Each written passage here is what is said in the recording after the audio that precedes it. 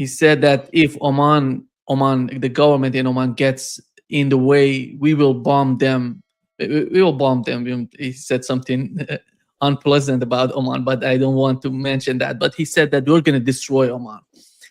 And the other point that he was talking about, he said that Iran must raise the white flag of surrender. They are dying.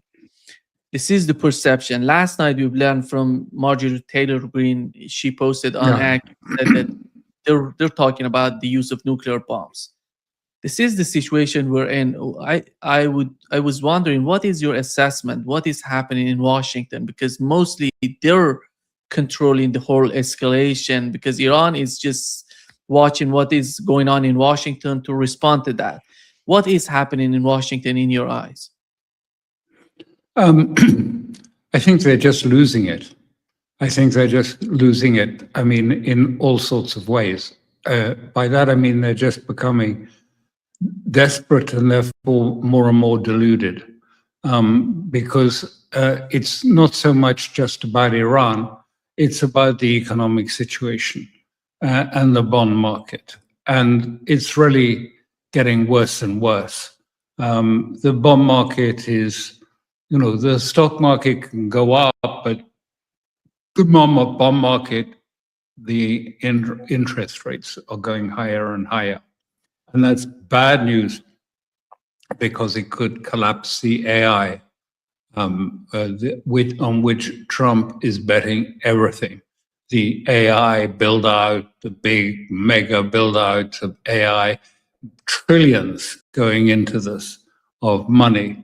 And what happens when the money stops, when liquidity dries up? It's not all coming from the banks. A lot of it's coming from private credit, private equity, the shadow banking system.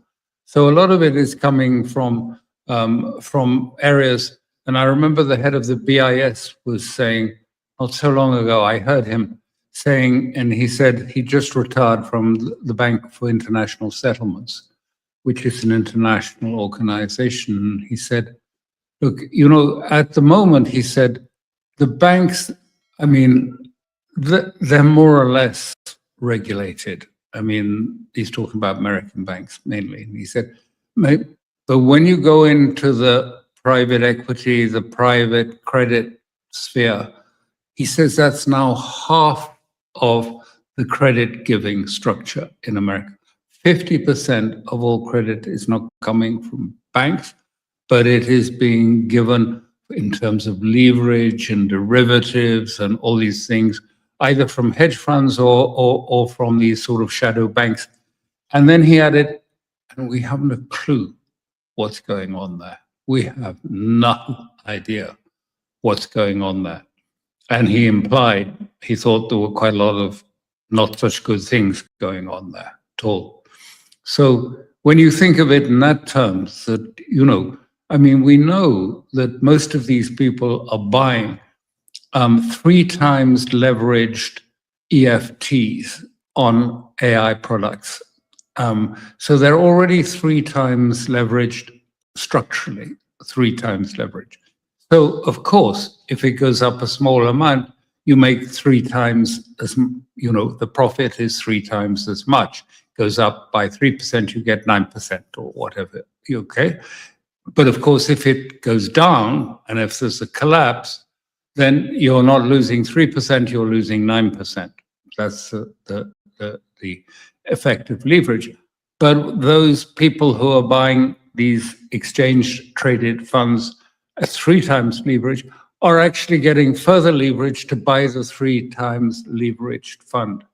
So if there is a problem with liquidity, if there is a problem with credit, then the consequences can be quite serious across. So we just put it like that, but really, really bad. And the bond market, and it's all tied into Japan and the crashing of the yen, because that is crucial. And also other markets, which, I mean, are just really almost sort of bankrupt in many ways. But the yen is crucial. It has, I think, it owns about 1.4 trillion of U.S. treasuries. The yen is losing value. They tried to bolster it. They did that. Besant started selling. He didn't sell the dollars. A bit cheeky. He sold euros to buy yen, and rather than selling dollars, I don't think the ECB was so happy, but because they weren't informed or told. So anyway, they're trying to prop that up. But again, the value, as I understand it, is declining again. So, I mean, what are they going to do? Because at the moment, I mean, long-term interest rates go up in Japan, which they haven't done for 20 years or more, been stuck at zero. I mean, it's going to impact. And what we're seeing is long-term interest rates are going up everywhere altogether across many different states. So I think they're desperate, and their desperation is primarily about saving the AI project on which Trump is betting everything, the future of the American economy. And the AI project doesn't make sense.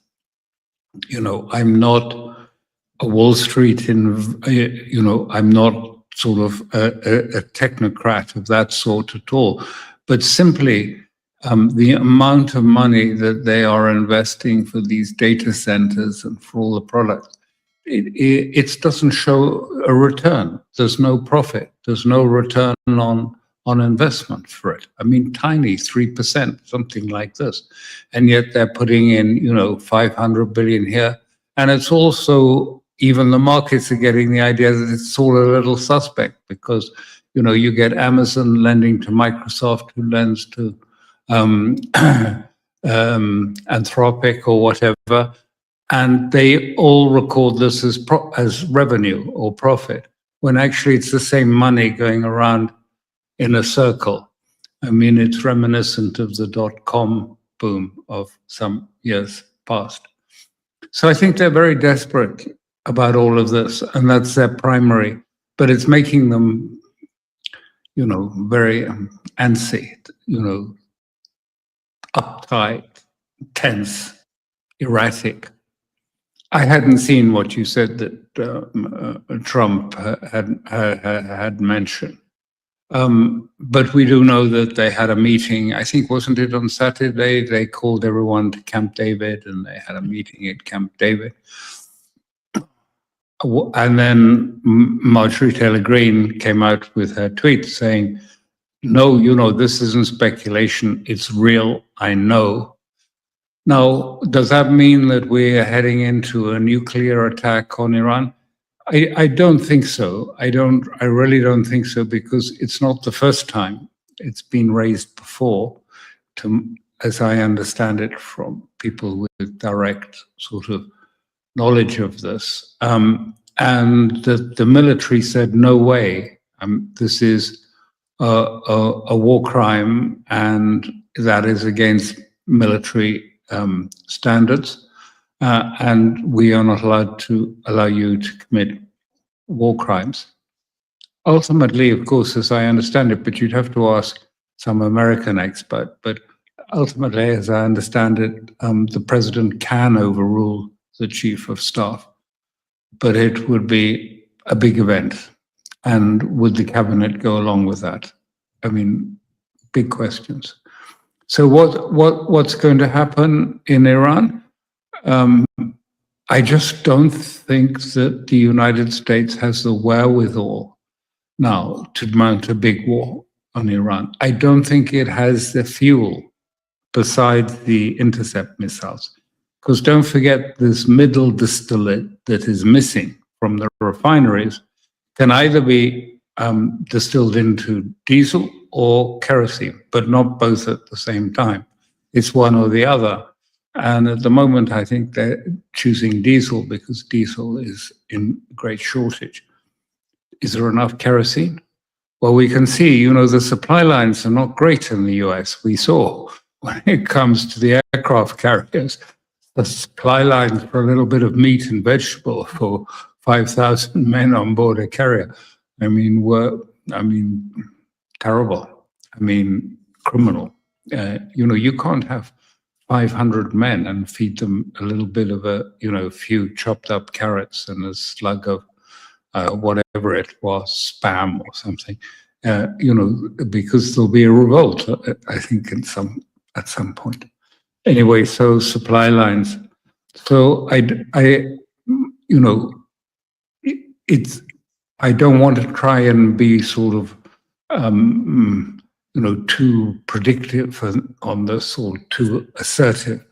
We don't know Trump, has an impaired mental facilities.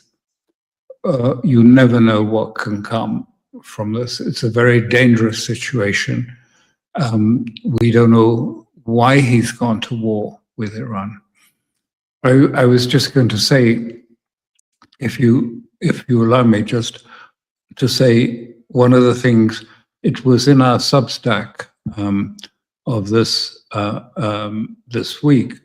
We wrote about the report by Shmuel Meir, which we'd already seen. It was coming out that circles in the military, defense, intelligence field in Israel. It was Aisling that saw it, and she said, look what's happening. It's almost as if they're sort of exchanging messages, and there is a sort of a group think taking place, because that's unusual, because they keep, like most journalists, they keep, their things very separate.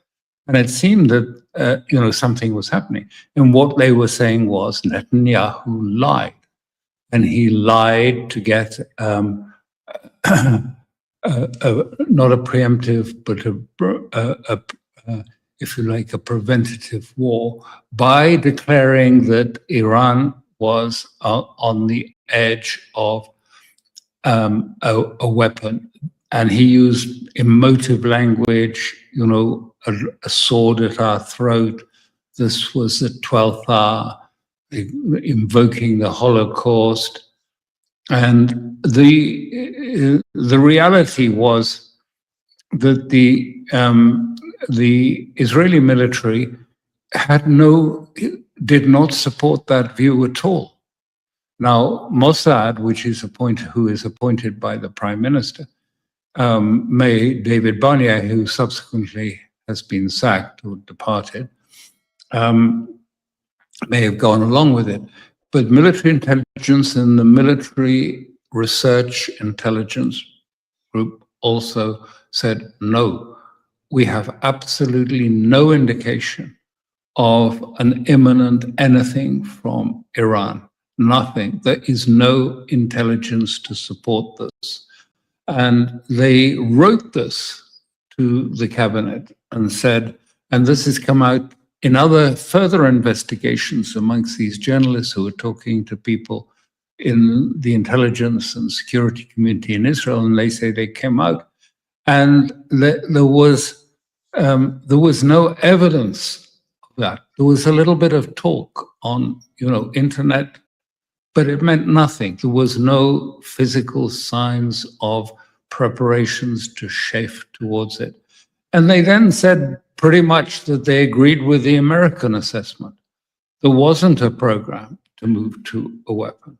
There wasn't a weapons program underway, and Iran was not about to move towards it. So they shared pretty much the line that the Americans were saying, and that's what they wrote to the cabinet.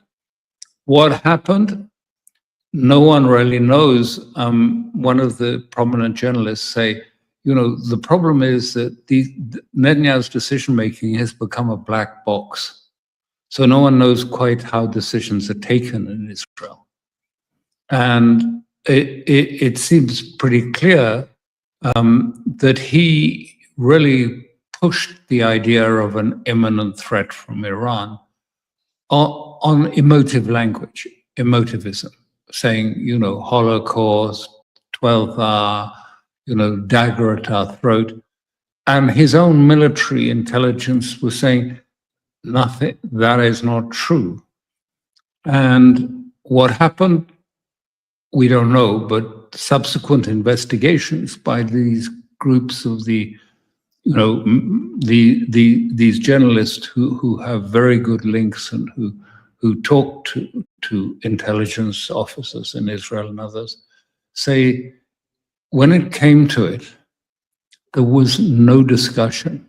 There was no discussion about, you know, this was for the last round, the second round of the war. There was no discussion about its likelihood to collapse Iran. In fact, the assessment that was provided by the military intelligence was very low probability of being able to implode Iran by military means. And that they said, but no one got up and said, look, all of this, you know, Netanyahu's had a fantasy about, you know, this in Iran.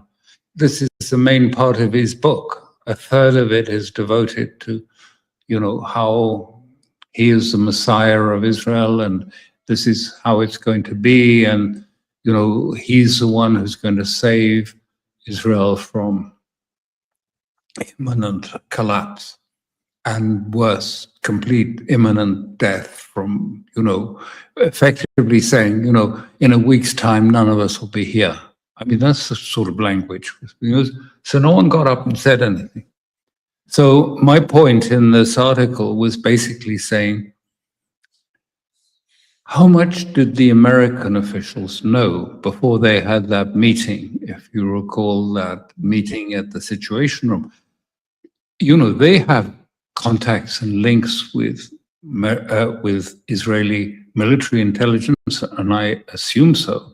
It'd be very strange if they didn't. It would be a big question mark if they didn't know that the military intelligence was saying, we see no signs of it, there's no evidence of it, and we regard the likely outcome of an attack were it to happen to be of success, to be very low. Did they know this? Did they say that to Trump? We have quite extensive reporting of that from the New York Times. I think you probably read it about that meeting in the Situation Room when Netanyahu went really hard on this operation and saying it was going to be a 4-day exercise and it was an easy war. And so did Trump's team know that there was a contrarian view being expressed within the Israeli official establishment or not? And if not, why not? And if they did, what did they do about it? Did they say anything? Because, you know, this is overtones of the Iraq scandal. You remember Colin Powell waving the sort of, you know, the powder, you know, weapons of mass destruction, imminent, we have to take action, destroy Iraq. Well, in a way, you know, Netanyahu, he didn't wave a vial around, but he was saying, it's imminent, it's coming, we have to take, in which case, you know, America went to war on false pretenses, just as in Iraq went to war on the false pretenses that there were weapons of mass destruction. There were none in Iraq. And we know afterwards it was false intelligence that took them there. And again, in the Iraq case, there were people telling them, you know, telling the officials, you know, that there isn't intelligence that supports weapons of mass destruction in Iraq. You know, I know that. And then, you know, the head of intelligence would come back from meetings with Bush and say, well, you know, the decision's been made anyway, so now we have to fix the intelligence around the decision. So, you know, this was sort of, this seems to me to be almost a repeat of the Iraq situation.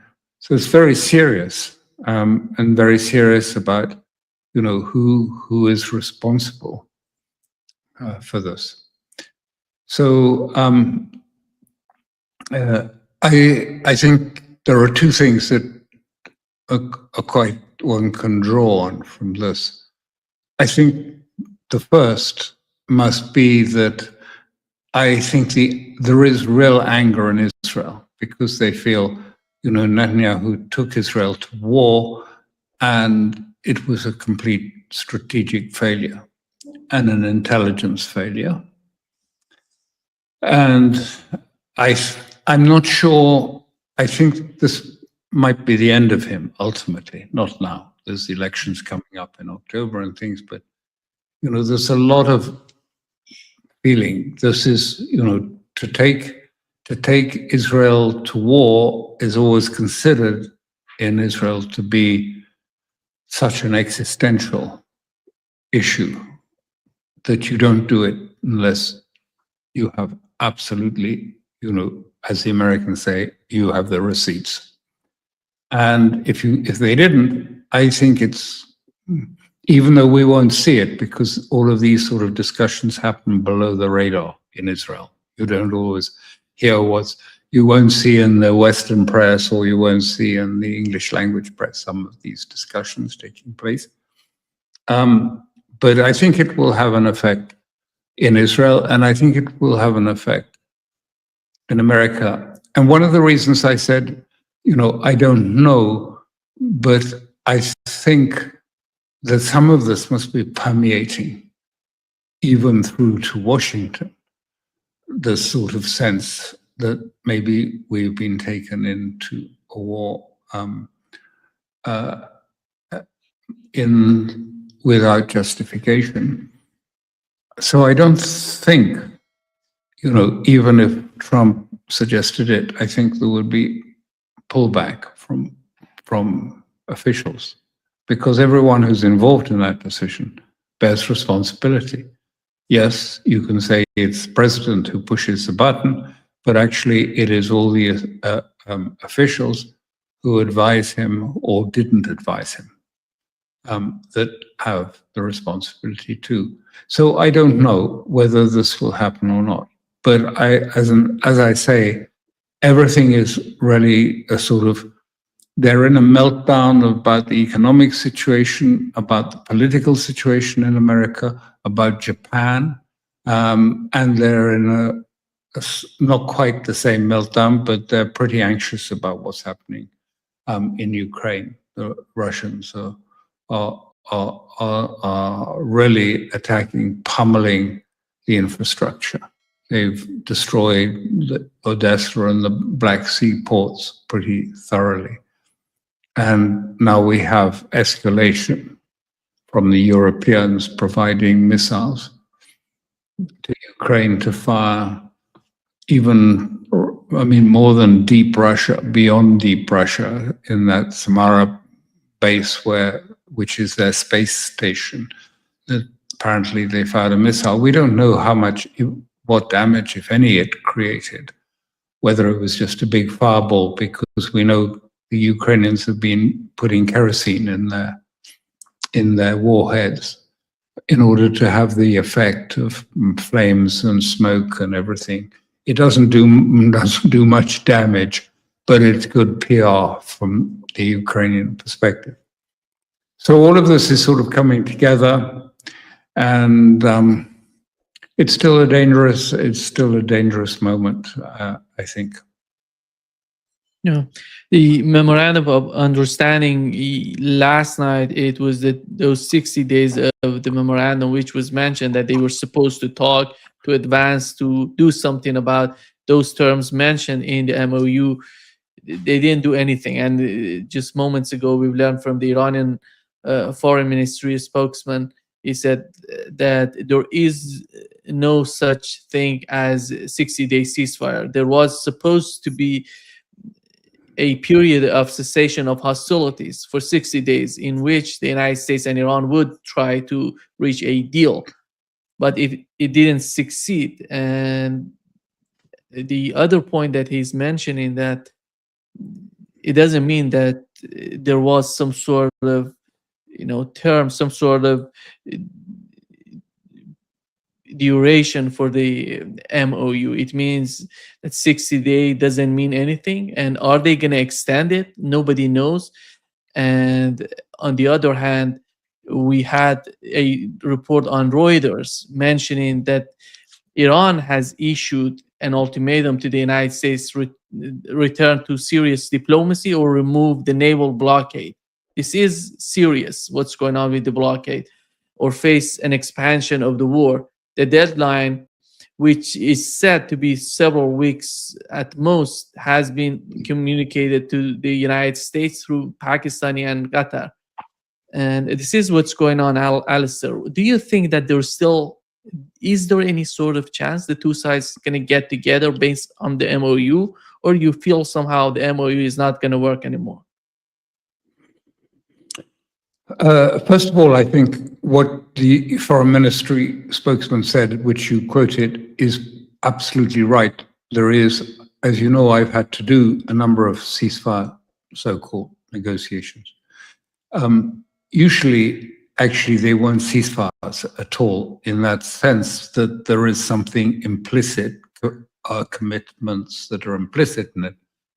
The document of the MOU is basically a de-escalation framework by which, first of all, tensions would be reduced and particular areas of conflict suppressed, in order to see whether politics was possible, whether a sort of political thing could emerge from it, which is quite different. It's not people think of a ceasefire as something that has, terms and things. The MOU was basically just a framework for de-escalating violence and to see if there was any political process. Did the Americans take it seriously, literally? I'm one of those. I mean, I don't know. I don't think so. I think they don't really believe in those sort of agreements or commitments to other states. I mean, they won't have them for themselves. They're always exempt from treaties and agreements. I think this was, as soon as it doesn't suit America, they will renege on the terms of any agreement. I mean, Iran understands that very well after the JCPOA experience. So